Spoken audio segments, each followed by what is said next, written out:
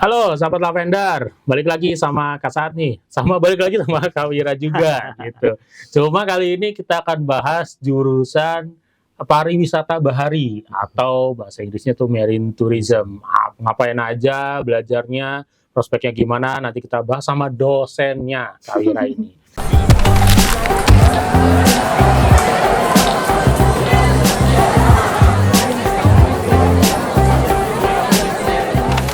Pariwisata bahari atau marine tourism kalau di bahasa Inggrisnya Unpad. D4. Nah, D4 tuh sarjana, ada sarjana ya kan, tetap ya, sarjana terapan. Ininya apa? Gelarnya STR Par BR. STR Par BR. Jadi sarjana terapan pariwisata bahari. Oh, harus sedetail itu ya. Nggak bisa STR doang gitu ya. Jadi kalau Kasat itu Muhammad Arif Sadila STR Par BR. Oke, panjang-panjang. Lumayan. Nah, itu ya kan D4. Nah, kita bahas dulu nih. Bedanya apa sama S1 pariwisata? Kalau misalnya berbicara mengenai bedanya ya, kalau bedanya itu adalah memang kalau di pariwisata bahari kita justru lebih banyak belajar biota lautnya tuh. Biota lautnya. Terus kalau di pariwisata kan belajar tuh teman-teman terkait dengan atraksi wisata ya, daya tarik wisata, aksesibilitas wisata. Nah, itu tuh fokusnya udah ke ranah objek-objek pariwisata bahari di perairan. Tapi dipelajarin juga. Cuma langsung fokus nih kalau di pariwisata bahari kita harus kayak gini kayak gitu. Betul. Jadi kita harus tahu dulu nih objek wisata yang kita bakal kita kunjungin atau objek wisata yang bakal kita telusurin tuh seperti apa nih. Tuh. Makanya yang membedakan sama pariwisata lainnya, kita udah tahu objeknya. Objeknya kita udah tahu bahwa di perairan tertentu itu gimana nih daya tarik ataupun yang menjadi potensi wisatanya di situ. Potensi wisatanya. Misalnya di wilayah perairan mana nih yang sekiranya bisa di Pantura nih misalkan. Saya kan dari Tegal nih ya. Ngomongin bahari, bukan, jadi pariwisata bahari itu bukan ini ya, bukan warteg bahari ya, bukan. Bahari itu kan laut gitu.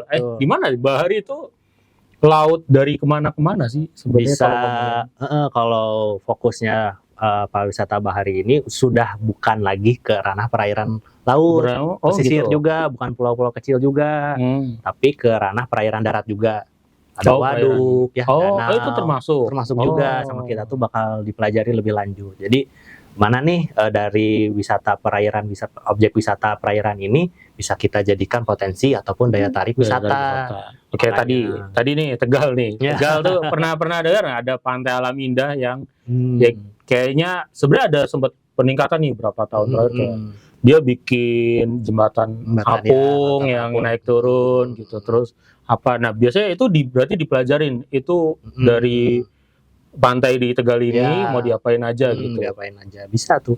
Jadi kita tuh banyak integrasi mata kuliah dengan teman-teman yang ada di kelautan. Dan juga di perikanan juga. Jadi misalnya kayak belajar kualitas air, tingkat keasaman air, terus tingkat kalau di laut tuh mungkin ada kadar garam yang cukup tinggi, bagaimana, apakah cocok nih, kan kalau misalnya kadar garam terlalu tinggi gitu. Kan nggak cocok jadi buat potensi wisata. Karena kalau garamnya tinggi misalnya, ini teknis banget sih. Teknis banget. Intinya dipelajarin. Teknis banget ya. Jadi kalau misalnya kadar garamnya tinggi, berarti nggak ada tuh biota laut yang di bawahnya. Juga ya. Nggak ada yang bisa dilihat ya dalam tanda kutip. Jadi artinya teman-teman pariwisata bahari itu selain mengetahui daya tarik wisata seperti apa, mereka nelusurin dulu nih kira-kira potensi-potensi apa yang di perairan baik di perairan darat ataupun perairan laut ya, pesisir, apakah memang cocok nggak nih untuk dijadiin suatu tempat wisata begitu ya. Gitu. Oke, jadi yang mempelajari beneran gitu secara spesifik terstruktur gitu. Jadi nggak cuma kayak ada wali kota tiba-tiba saya pengen nih pantai di kota saya jadi kayak pantai di Bunaken gitu. Kan Itu nanti harusnya ada studinya kan? Studinya, ya. Bener bisa nggak kayak gitu ya? Seperti itu juga. Kadang yang menjadi pembedanya gitu ya, pembedanya teman-teman pariwisata bahari ini, nanti tuh kedepannya kan kalau di wilayah perairan, wilayah pesisir, itu kan dia punya rentan yang cukup rendah luas. gitu ya, rendah ataupun artinya di sini punya mitigasi yang diperlukan nih. Misalnya nih, amit-amit gitu ya di pantai kita habis berenang di laut gitu ya, di laut mana tiba-tiba kegigit nih sama ubur-ubur misalnya. Biasa sering banget tuh kejadian. Kejadian. Nah, biasanya pemandu yang di perairan di pesisir itu kan kurang tahu nih gimana memitigasi seperti itu gitu ya. Artinya ya teman-teman pariwisata bahari ini kan bisa menjadi pemandu. Jadi pemandu atau bisa jadi tour leader. Artinya biar mereka bisa memandu ke wilayah-wilayah tersebut. Jadi tahu nih apa yang harus dilakukan apabila terjadi mitigasi, karena memang punya ilmunya gitu. Ilmu kelautan dan ilmu perikanan. Mereka juga belajar. Ngomongin biotanya tadi ya, yang gigitnya apa nih udah tahu nih gitu. Oke. Karena udah dipelajarin jadi ada mitigasinya. Oke, balik ke jurusannya nih. Karena tadi D4 tadi berarti lebih banyak prakteknya ya tadi ya. Untuk banyak. Ininya ya kayak, tapi ini kan di Unpad, sorry tadi lupa disebutin ya. Pariwisata Bahari Universitas Pajajaran di Bandung, Jatinangor. Itu kan nggak ada lautnya. Nah, terus belajarnya di mana biasanya? Tetap di Jatinangor, memang di kelas. Belajarnya di kelas. Kalau prakteknya tadi? Prakteknya memang kita dalam setiap semester tuh suka mengunjungi kota-kota atau daerah-daerah yang ada perairan pesisir. Gitu ya. Kemarin tuh kita baru dari Pangandaran. Kemudian kita baru dari Kepulauan Pramuka juga baru tuh. Ke Pramuka. Jakarta, Kepulauan Seribu ya. Itu sudah. Terus pernah ke Tanjung Lesung. Juga. Dan lagi nanti bakal ke perairan yang ada di Cirebon gitu ya. Macam-macam sih. Jadi memang masih di wilayah-wilayah Jawa Barat begitu. Biasanya masih di Jawa Barat dan sekitarnya ya. Oke. Tapi itu praktek berapa hari gitu biasanya? Iya, praktek berapa hari. Jadi biasanya dalam 2 hari 3 hari kita biasanya melakukan kunjungan dulu, melakukan kunjungan ke dinas-dinas tertentu, kemudian nanti ngecek ke beberapa spot-spot yang ada di wilayah tersebut. Misalnya waktu kemarin itu kita tuh di Pulau Pramuka kita tidak hanya di di sekitaran pantai di Pulau Pramuka, tapi kita juga ke tempat ada ini mangrove. Iya budidaya ada Taman Nasional. Kan situ kan ada mangrove-nya tuh ya. Di situ kita teman-teman mahasiswa di situ kita mempelajari itu tadi tuh kualitas airnya seperti apa, gitu ya, kadar garamnya seperti apa. Seperti itu. Kita ngecek apakah memang tempat tersebut memang cocok dijadikan destinasi wisata atau tidak begitu. Jangan sampai udah dibikin kayak kan ada ya dekat sini ya yang di atau di mana tuh yang dibikin jalan di antara pohon mangrove, ternyata sebenarnya nggak cocok untuk wisata. Kalau yang itu kan kebetulan cocok tuh, tapi nggak tahu deh itu benar ada studinya atau enggak ya. Di situ cocok, tapi bisa nggak nih kalau di lainnya gitu. Jadi prakteknya langsung terjun juga. Tapi belajar di kelasnya tetap ada ya. Jadi nggak usah khawatir teman-teman tiba-tiba fully akan belajar di pinggir laut gitu, enggak ya. Enggak. Tapi tetap kampusnya tetap di Jatinangor, walaupun 1 semester sekali nanti ada kemana belajar ke tempat-tempat wisata gitu-gitu. Berarti sebenarnya kalau ini out of nowhere penasaran aja.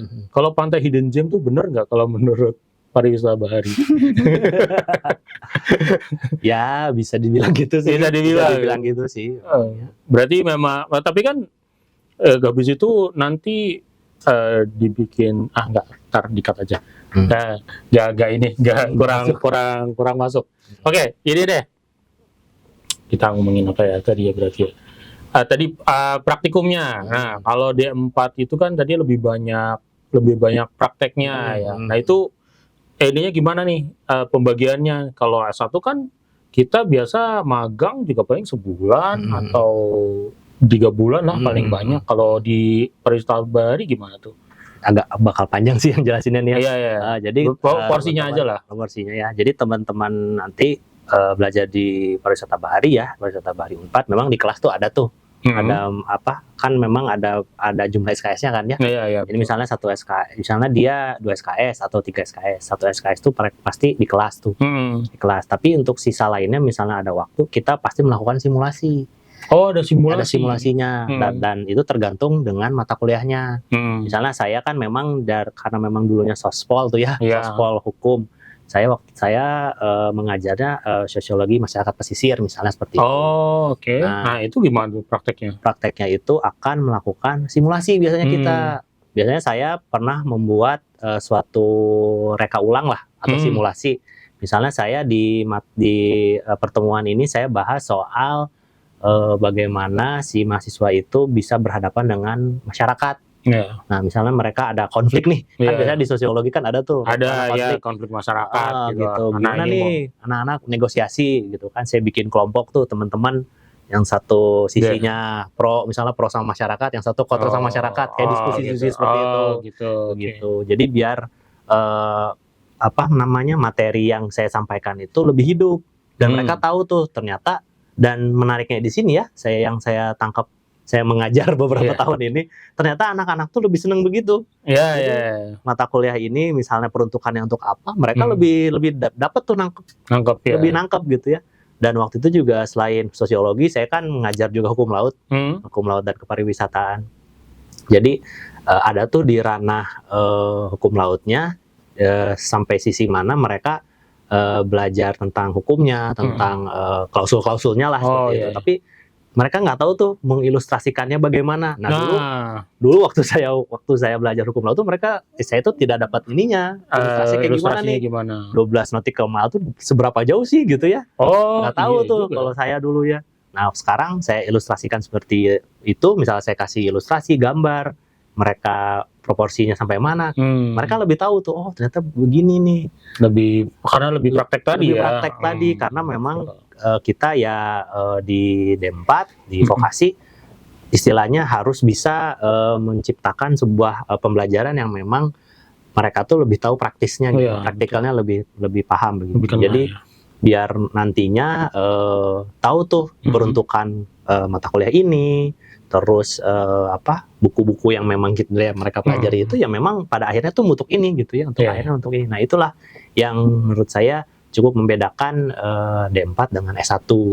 Kemudian yang satu lagi tuh kalau di akhir menjelang tugas akhir, mereka itu akan melaksanakan PKL dan magang itu. Oh iya, itu PKL langsung ya di ini. Nah kan yang membedakannya, kalau PKL itu di kita itu 1 bulan. PKL 1 bulan. Jadi misalnya mereka memilih satu tempat, apakah di dinas, perusahaan, ataupun di NGO. Nah, begitu mereka dalam 1 bulan ini, istilahnya mereka berkenalan dulu lah dengan tempat PKL-nya seperti itu. Begitu nanti mereka magang, mereka langsung tuh melaksanakan tugas akhir. Oh, beda ya PKL sama magang ini ya? Beda. Durasinya pun beda. Durasinya beda. Oh, kalau magang berapa lama tadi? 3 bulan. 3 bulan. 3 bulan. Beneran langsung di situ ya? Betul, langsung di situ. Tempat ini ya.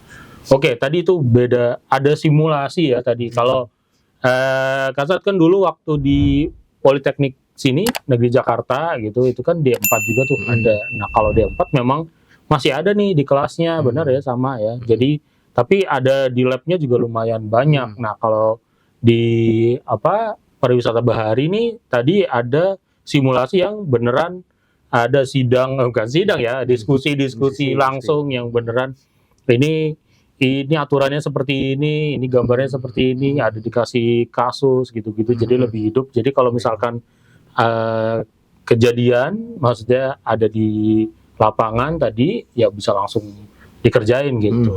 Oke. Nah itu terutama tadi, termasuk yang magang-magangnya tadi ya, banyak kegiatan ini, jadi lulus bisa langsung kerja. Nah kerjanya apa aja nih kalau untuk setelah jadi pariwisata bahari, dari pariwisata bahari? Iya, jadi kalau di D4 pariwisata bahari Unpad, secara profil lulusannya ya, profil lulusannya itu ada 4. Yang pertama tuh menjadi wirausaha di bidang pariwisata, kemudian menjadi manajer tour and travel, tour and travel pariwisata, manajer pemasaran pariwisata bahari, dan 4 adalah manajer operator selam.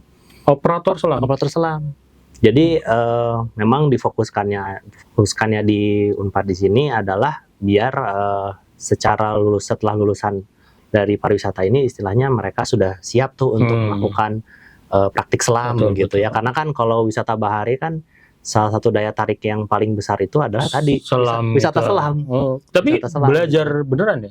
Belajar juga. Nah, yang belum bisa berenang bisa nggak? Oh bisa. Bisa banget. Ya. Jadi jangan khawatir teman-teman, jangan khawatir teman-teman sahabat Lavender, yang namanya diving itu belum tentu harus bisa berenang. Nggak apa-apa. Karena nanti ada skillnya sendiri ternyata. Ada skillnya sendiri. Skill yang berbeda. Kirain saya memang harus bisa berenang dulu. Oh iya, kirain yang penting apa harus jago gitu baru bisa belajar diving. Itu enggak ya? Enggak, ternyata memang ada skill tersendiri dari diving itu. Jadi modal berani dulu deh. Kalau udah masuk harus berani lah ya.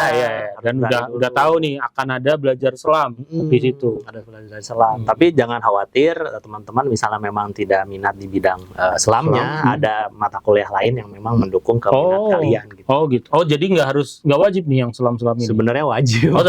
Wajib. Ada ya istilahnya ada mata kuliah namanya Widya Selam. Jadi hanya berapa SKS ya, cukup besar sih itu ya. Tapi itu wajib. Itu yang wajib. Nanti ada mata kuliah lain yang lanjutan dari Widya Selam seperti selam tingkat lanjut. Nah itu kalau misalnya teman-teman kurang dengan selam, tidak apa-apa, tidak diambil karena itu belum nggak wajib kalau yang sekarang gitu. Tapi kalau nggak salah terakhir di sini ada Kak Ulin atau sama Kak Adan ya, dia bilang selam itu kan ada certified-nya. Itu di ini juga di pariwisata bahari ya. Di support juga di situ atau gimana? Dibantu juga oleh kami. Oke. Tapi kan udah belajar selam dulu ya tadi ya. Jadi kalaupun mau ambil sertifikasi ya tinggal nambahin skill aja sih. Iya, betul.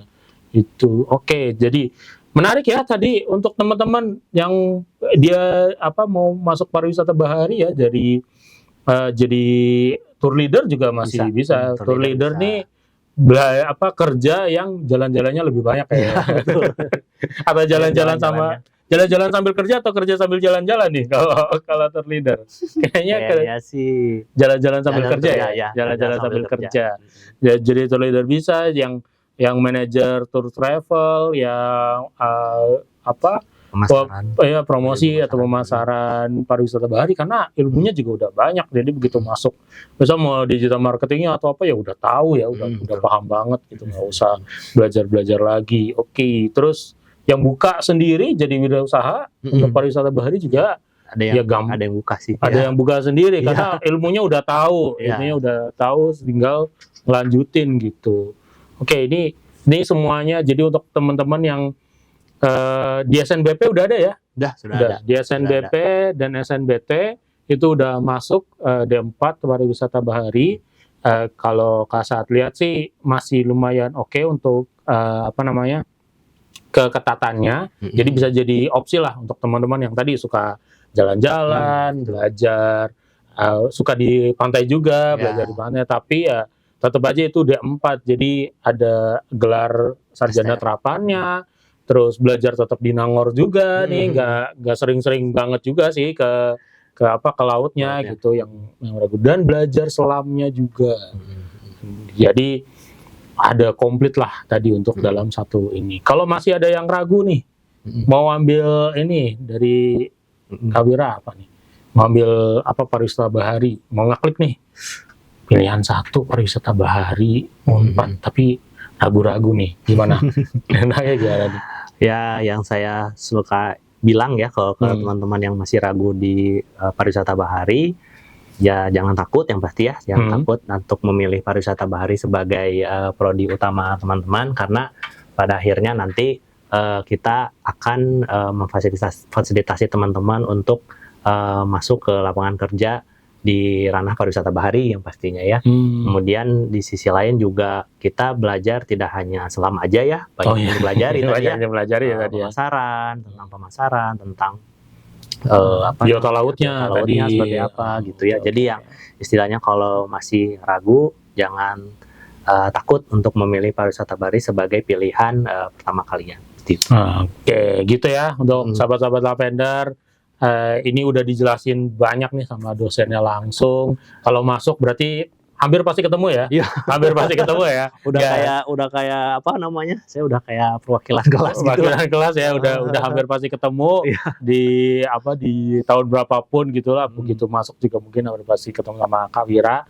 Nanti bisa bilang aja, Kak, saya nonton nih kemarin nih gitu di channelnya Lavender Channel gitu. Oke, gitu ya. Thank you Kak Wira. Semoga habis ini makin banyak yang minat ke pariwisata bahari karena luas banget Indonesia ininya, alamnya untuk laut, terutama wisata baharinya yang belum banyak terdevelop dengan baik ya, tentu saja. Dan di Unpad ini salah satu yang pionir ya, berarti pionirnya untuk pariwisata bahari yang spesifik ke pariwisata baharinya tadi gitu. Jadi kalau masih masih baru nih, jurusan masih baru, bukan baru ya, sebenarnya nggak baru ya, maksudnya jurusan yang nggak banyak lah di Indonesia, spesifik banget, itu juga masih banyak, masih luas juga lapangan kerjanya tadi. Oke, gitu aja dari Kak Sat. Sampai ketemu di video-video selanjutnya. Kalau mau komen boleh, kira-kira mau datengin siapa nih, jurusan mana yang mau dibahas gitu. Oke, nanti Kak Sat cari teman-temannya, Kak Sat atau teman-teman dari Lavender lainnya. Bye-bye.